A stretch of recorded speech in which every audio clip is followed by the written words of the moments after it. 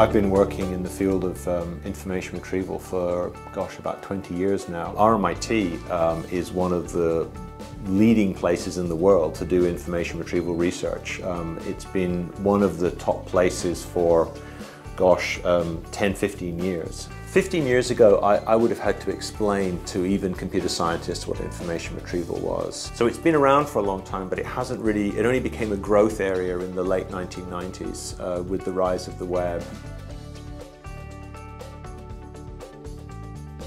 The real value, though, I think, in thinking about the data that people are generating, that businesses are generating, is also to be thinking about, is there a way that I can exploit the data that I'm gathering to enable me to get access to new business opportunities? It's also certainly the case that there are these regulatory requirements.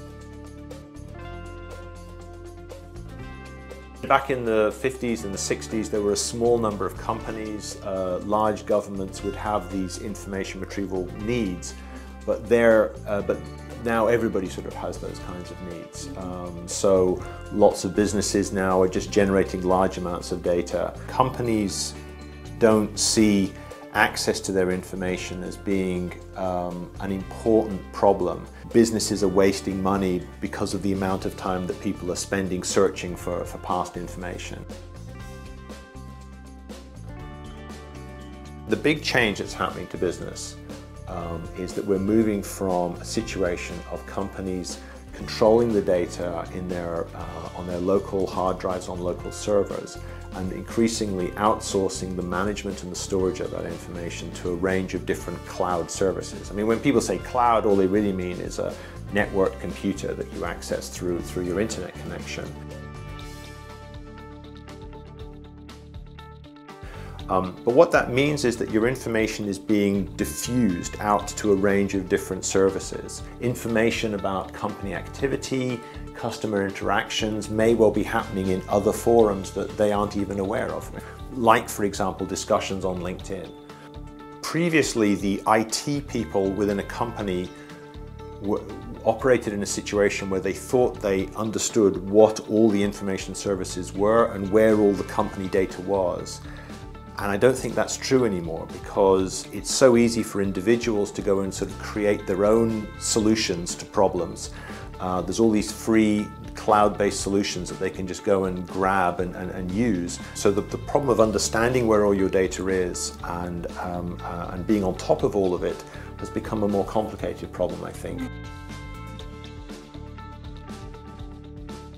These cloud services tend to structure our information, and in structuring that information, it becomes possible to do cooler, more interesting things. So, you know, we've done an analysis for a company in Sydney where we looked at their search engine. They weren't even logging what their search engine was doing, and we found that about 50% of the queries that people were typing in weren't resulting in anybody clicking on anything. Another example of that is in a sort of a business intelligence kind of application. Maybe you produce a press release, and then you can go look at the activity of your users or your customers on your website and say, did I see a sudden spurt of interest in our website? Did I see that people were suddenly searching for that particular product that I sell 2 days after I did the press release? So you can start to gauge, for example, how useful that press release was. It's sort of thinking about the ways in which the data that you're gathering might have some value. So I think there are opportunities for developing services that, while you have all your information stored on these cloud services, draw information from each of these cloud services and bring them together in sort of interesting ways. It's definitely the case that faster network connections will be coming. There's going to be a much greater demand, I think, for accessing services online. The NBN offers this very wide range of things. You know, your customers, more customers who can potentially come to you, more competitors who can potentially come into your market, access to a wider range of suppliers, but not just suppliers of physical objects, but actually suppliers of services. And potentially suppliers of services who can offer these services very cheaply. One of the really unexpected things about the internet and the development of all of this technology has been the way that it has enabled small niche companies to get access to a small niche set of customers. I think there was always an assumption when the internet was coming along that it was going to homogenize everything. Everyone was going to just use one service. Everyone was just going to use one shop that sells one kind of thing. And actually the opposite has happened. If you're a small business, you sell a particular kind of product, the internet gets you access to all the people in the world who have interest in that particular kind of product.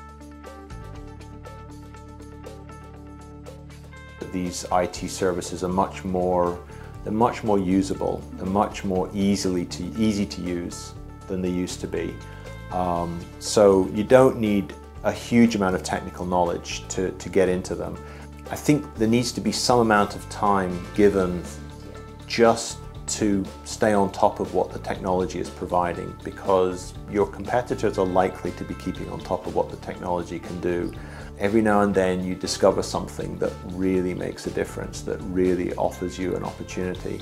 A very good mantra is technology is continually developing, it's continually changing, and the only way to really understand whether a particular technology is going to work well for you is to try and get involved in it and try and understand what it offers for you.